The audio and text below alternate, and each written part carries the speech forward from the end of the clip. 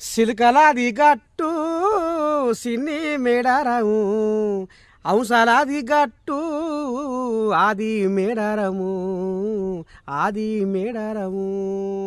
ఇక మరి సమ్మక్క సారక్క జాతర పోయిన వాళ్ళకు 1000 అడుగుల బలం వస్తుందట నువ్వు. మరి ఏం కథ చూద్దాం పని మనం కూడా. పెద్ద పెద్ద గుడి గోపురాలు లేని దేవుళ్ళు తీర్థ ప్రసాదాలు లేకుండా అంగు ఆర్భాటాలు లేకుండా నిలువెత్తు బంగారు నగలతోటి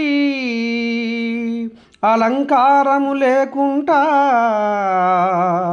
జనజాతరలో వనదేవతలుగా కోరిన వారికి కొంగు బంగారమై వరాలిచ్చే సమ్మక్క సారలమ్మగా 800 ఏండ్ల చరిత్రలో బెల్లమే బంగారంగా స్వీకరించి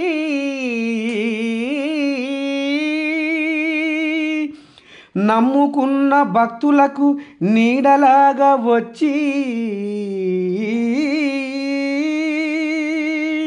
మనసులోని కోరికలు నెరవేర్చి స్వచ్ఛంగల్ల మహిమగల అడవి తల్లుల ఆశీర్వాదము తీసుకుంటందుకు తండోపతండలుగా కదిలిరి మేడారము బాటబట్టిరి.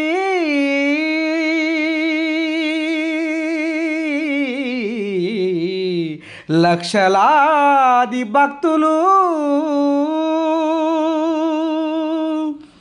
మేడారంలో వనదేవతల జాతర చూస్తుంటే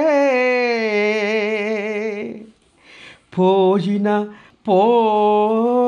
ప్రతి భక్తుని ప్రాణము లేసొచ్చినట్టుగా ఆయనే